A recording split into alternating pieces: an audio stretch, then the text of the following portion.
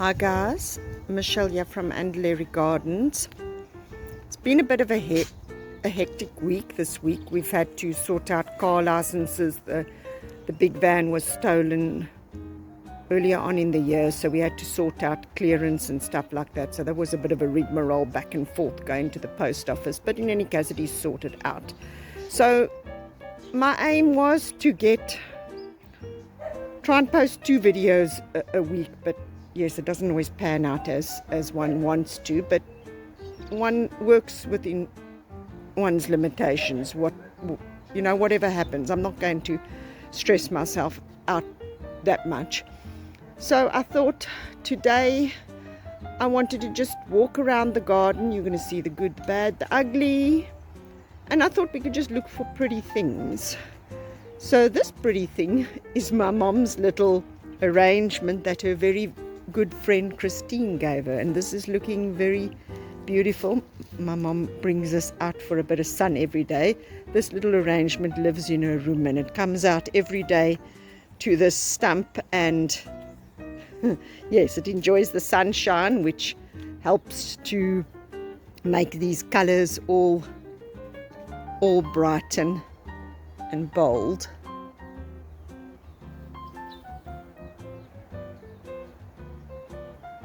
So yes, let's go and look for something pretty. Okay, this is, well, right as you come out the house. We normally come from this door. I thought this little garden was looking rather pretty. This might not be a very good time of the day. The sun is sort of shining. Let me go to a bit of a shadier spot. I wonder if that's a bit better. But yes, this garden was looking very pretty. The polygonum, that's the ground cover there, is turning red. So that's looking quite beautiful in a nice contrast with the little privet over there, and then there's another privet at the background. The little Irish moss, I'm not sure if this is Irish or if this is the Scotch moss. I never remember if the lime green one is the Scotch moss and the other one is the Irish moss. Well, in any case, one is Irish and one is Scotch, but it totally slips me as to what one is what one. But yes, the moss on the paving is looking beautiful. I love the moss on the paving.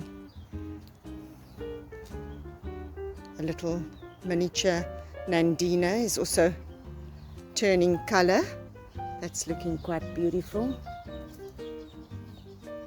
There's my mom's hibiscus. I'll have to look past. Oh, that's not so pretty with all the weeds, but we'll get to that. Look how beautiful the hibiscus looks. Let's see what else we can find in the garden that looks pretty. Yep, you're going to see untidy spots like that we need to tackle. The grass was cut yesterday. Well, not edged. We need to do some edging still. The weed eater is in for repairs. The weed eater works very hard as the garden is like rather huge. So, and there's lots of areas that we can't sort of really access nicely with a mower, so you need to weed eat those sections, awkward sections. So the weed eater works very hard. So the engine is not so good on the weed eater, but the shaft is good, and I'm not sure what else is good. But in any case, the people that repair the weed eater are going to be putting a new, stronger engine in. So hopefully that will be ready soon, that we can at least edge the grass. The little violas we planted a while ago, they're looking quite pretty. I think this one is called Purple Face. My mom's dianthus. Zoom in. It's got quite a couple of buds. So We're finding pretty things here. This little section of the garden, this is sort of the section, my mum's section of the garden. It's got mostly azaleas. When nothing's in flower, it does look a little bit like it needs a bit of more color in the form of foliage, but we'll get to that down the line. Let me take you up here. I think there's the Banksia rose is in flower, and that's looking absolutely beautiful. Showing you everything as is, weeds and all.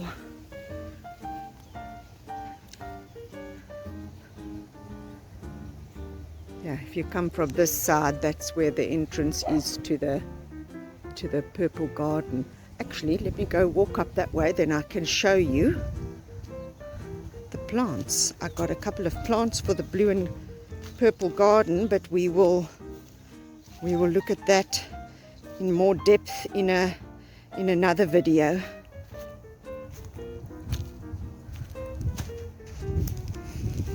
I can actually smell this, or maybe the buddleia in the background. Is it buddleia or is it salvia? But these are the plants I bought. This is a yesterday, today and tomorrow. That's the one that gets like yellow, purple and white. No, not yellow, yellow, purple, and then, well, 2 shades of purple and white flowers all on the same. Here's the flower for that. This is a hibiscus, and it's apparently got a blue flower. I've never seen one, so I need to Google that and do a little bit more research. This is a vitex. A bit worried the flowers, when this gets flowers, could be a bit pinky, but I thought the underside, that's that purple sort of color, would be quite nice. That is heliotrope. Got 2 plants there, and that is strobilanthus. That gets a very soft bluey purple flower, like sort of more white with a hint of blue. So that's going to be fun looking where to plant those. And then there we have the Banksia. Isn't she beautiful? Absolutely beautiful. I think this is the first time she's really been covered in loads of flowers, but then she was overrun with wisteria, and a whole lot of other things were creeping up her, and it was an even worse cluttered mess than what it is now. So it has been opened out a lot more, but there's still a lot of work to be done here. But let's go a bit closer and look at her flowers up close. Look how beautiful. Absolutely exquisite.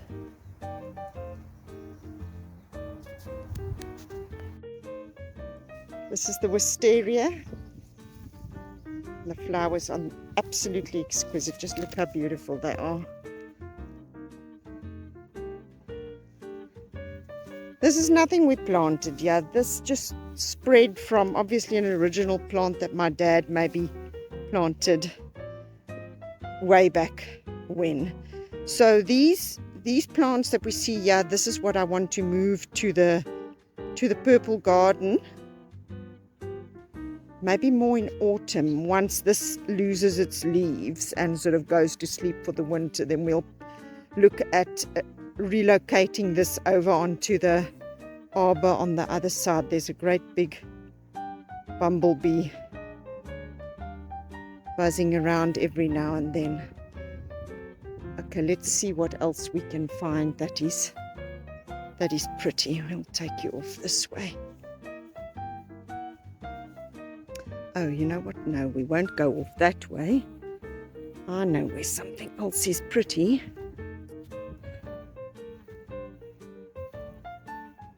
So this is all also another very overgrown section. This is where the orchard, where I want to plant the fruit trees. That needs to be very soon, because I find I'm procrastinating. So yeah, where you see all the stakes is where we're going to plant some fruit trees. There, the rose has got some flowers on.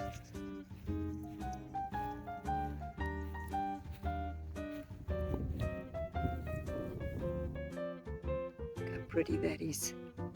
That's also a Banksia, but that's a pink rose. These were relocated here not so long ago.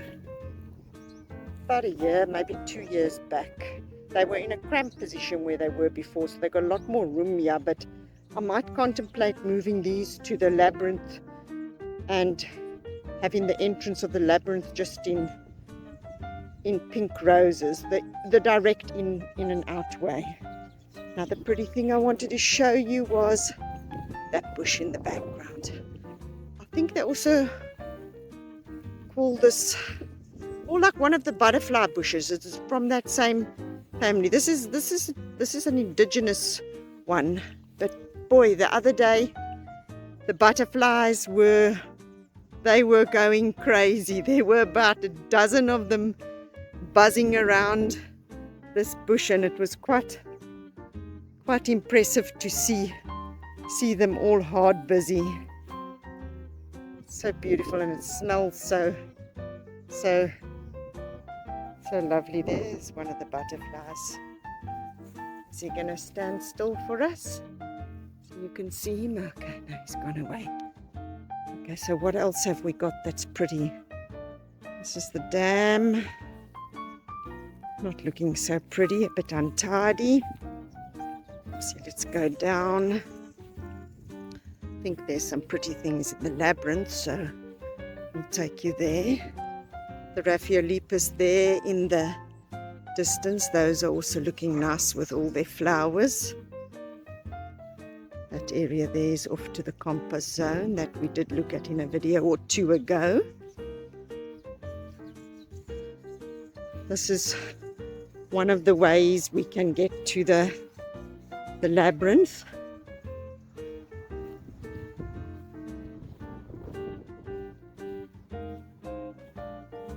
These are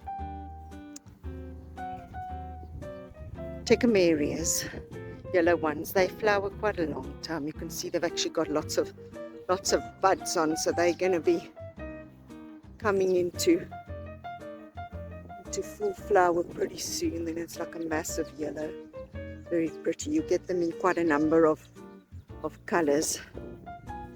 So what else have we got that's pretty? Let's see.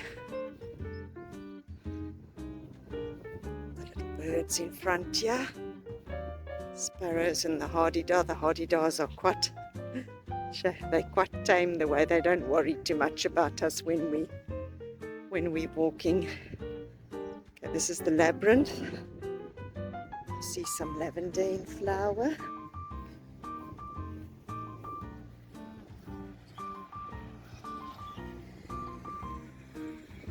It's pretty, the lavender. Not sure what varieties these are. I think these are two different ones. It's pretty. Actually, you're getting a taste of the labyrinth as in its path, but this gives you a taste of the purple. This is one of the ones I want to relocate to the labyrinth. Be working hard there. This is Plectranthus neochilus. This I want to move to the purple garden, to the blue and purple garden. You can see it sort of makes like quite a nice ground cover. The leaves on this are quite sort of scented. Well, for me it always reminds me of the ocean. It's got that kind of a sort of a salty smell almost. Over here, what have we got over here? There's one of the pelargoniums. These are in full flower. Look how pretty that is.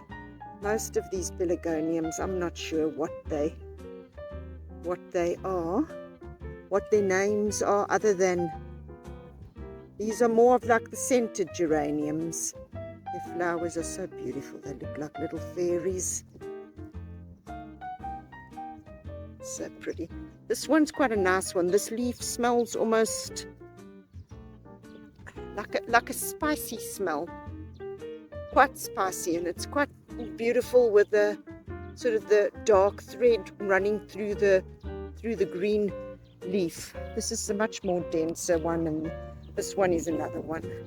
This one's got much finer foliage. It's a pretty flower. So this whole sort of row here was full of all the scented geraniums. This particular section's been here for a while, so these ones are looking a little bit nicer and a bit fuller. There was another pretty one that's not a scented one. This is a different one again. This one smells almost more camphory. It's very pretty. It's got a sort of a slightly more furry, almost a velvety texture on that leaf.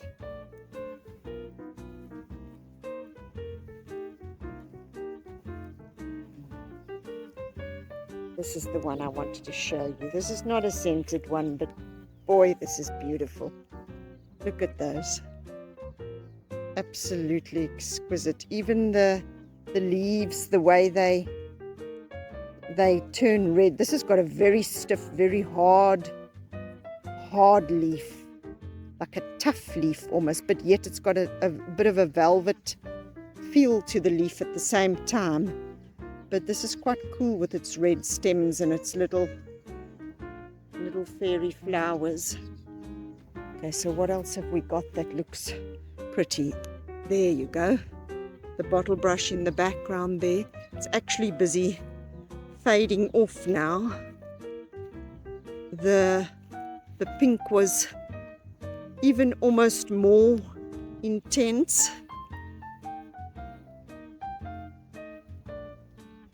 A little while ago, but this is beautiful. I'm not sure what bottle brush it is, but it's very impressive. Okay, what else have we got that we can show you guys? Don't think there's anything. There might have been a daylily that's open. That's pretty. Let's go walk up here.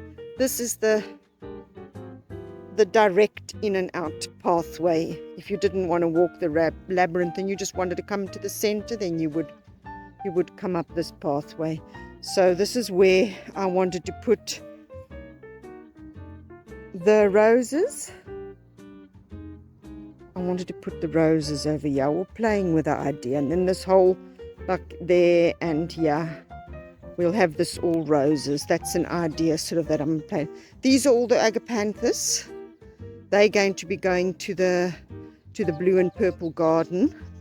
The white ones might stay here, but then the white ones will condense to this very outer row, which runs along the whole outer span of the labyrinth. So when these flower in summertime, then I will take the blue ones away and we'll just leave the white ones here, that this whole garden becomes shades of soft pinks and white. So let's see, what have we got in here? I think there was dianthus that was in flower here.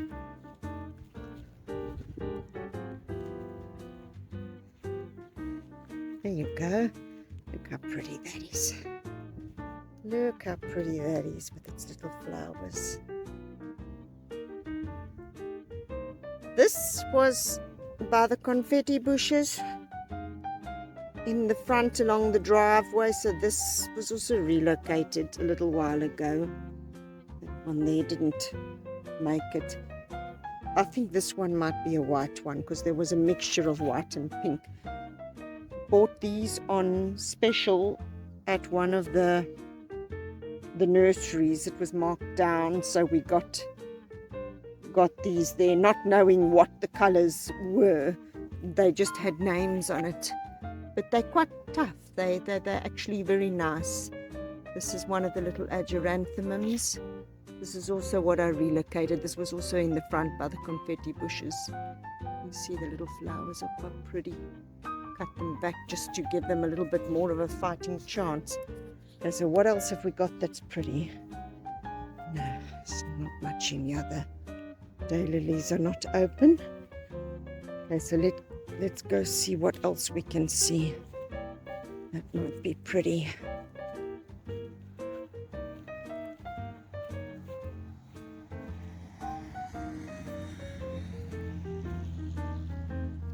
Oh, I think I can maybe show you something else in the fairy forest that I also got at one of the nurseries.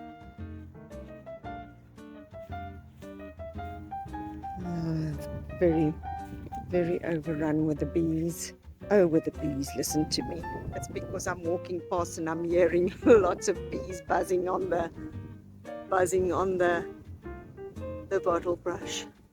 Overrun with weeds. Lots and lots of weeds. Take you to sections you haven't seen before.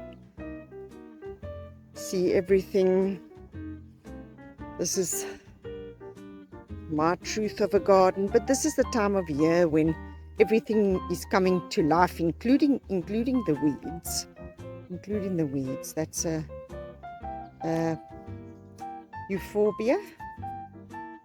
These are not happy in the ground. When we plant these in the ground, they just don't make it. But in the pots, they seem to have been quite happy. So I do think maybe our soil is a little bit acid for them and they prefer a more sweeter soil. This is what I wanted to show you. Is that not the prettiest little thing? Look at that flower. Look at that flower. So pretty. And then there's a white one. This the nursery owner did gift me, so I'm very appreciative of that. Like little fairies. It's in the... Oh, something's eaten it as well. Oh, something's really eaten it there. It's in the orchid family, but I'm not 100% sure of what the name is. I will try to get the name at a later stage when we look at the fairy forest, maybe after it's weeded and cleaned up. So those are pretty things that I got yesterday. See what else we can find that looks pretty.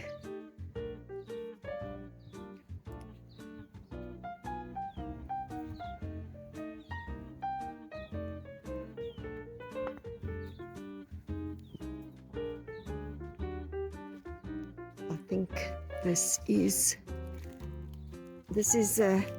Aristea. Those are just coming into flower. It's also very close to the blue garden, and I might move some of these over more further into the blue garden. That's pretty.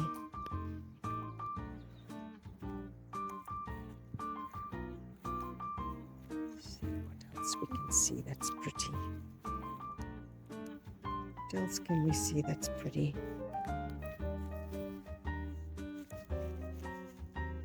There's an area.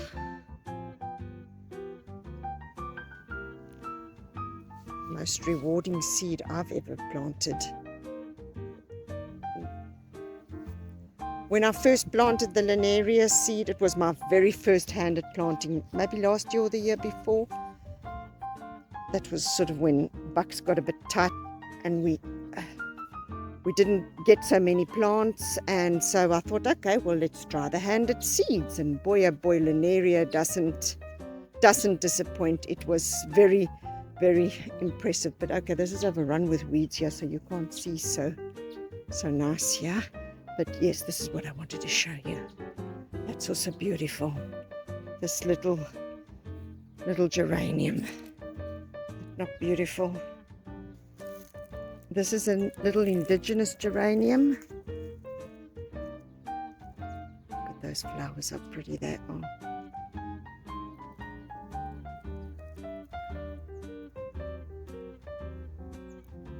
Very pretty.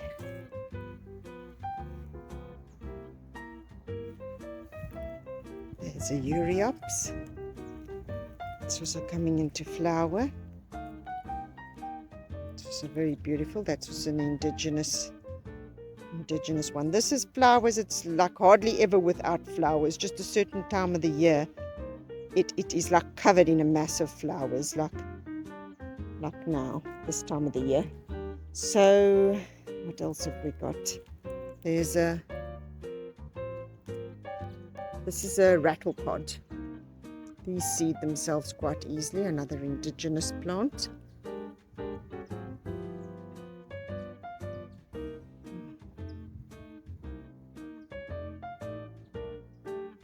Okay. There's a white confetti bush.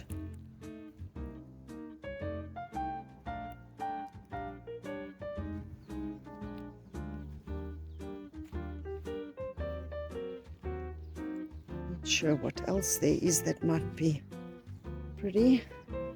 Don't think there's much else along the line of flowers in the garden. This is very untidy. We'll have to tackle that. The nasturtiums are coming into flower.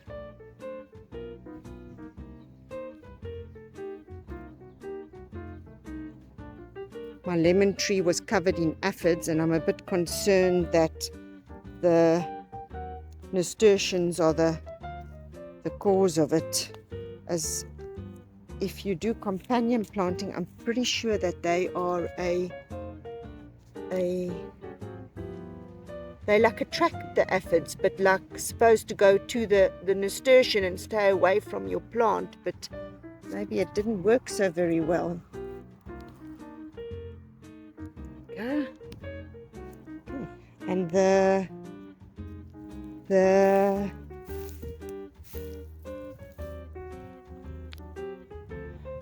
this name is slipping me. The Japanese flowering quinces. These are the ones we moved in a few videos prior to this, but you can see from then to now how they've actually gotten so many flowers. I know they're pretty lost between all this leaf mulch, but at least it's helping to preserve the moisture. That's so beautiful. So beautiful. Look at that. Smile that leaf away. Look how pretty that is. Okay, so actually I think I'm spotting something else pretty. There's a little, I think they call it a propeller plant.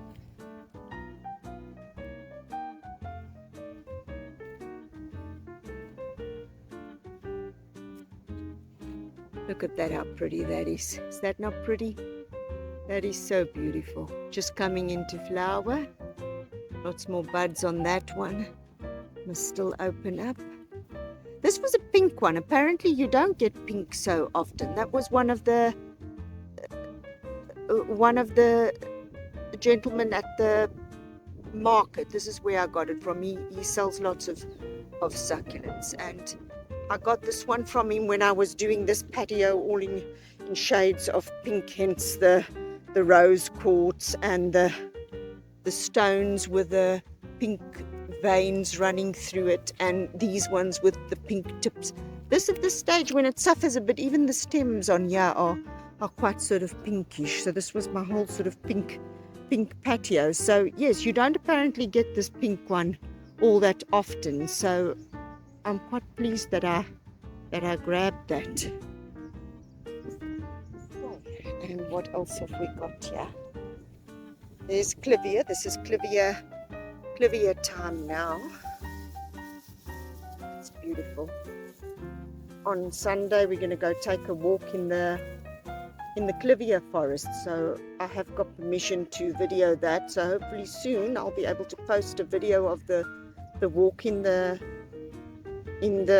forest, and we can look at all the clivias. That should be quite exciting. I'm looking forward to that. It's about a kilometer walk, so not too far. Okay, and I think that's about it. There's a Dombaya. It's pretty. It's been quite a lot of pretty things in the garden. Touches of prettiness. This is also an indigenous. I think this is like a wild pear. This was a big shrub, but most of it died, and then that one little branch still grew. It sort of loses its leaves in the winter. So on that note, we've looked at quite a bit of prettiness for today. I want to thank you for joining me in watching my doings in the garden, taking it day by day, fighting with the weeds. Gardening is food for the soul. Food for the soul can give you a bit of a headache sometimes when you have to deal with the weeds. It can be a bit of a challenge, especially this time of the year. But when one sees the beauty of the things coming to life, makes everything seem awesome. So I hope you guys have a good weekend and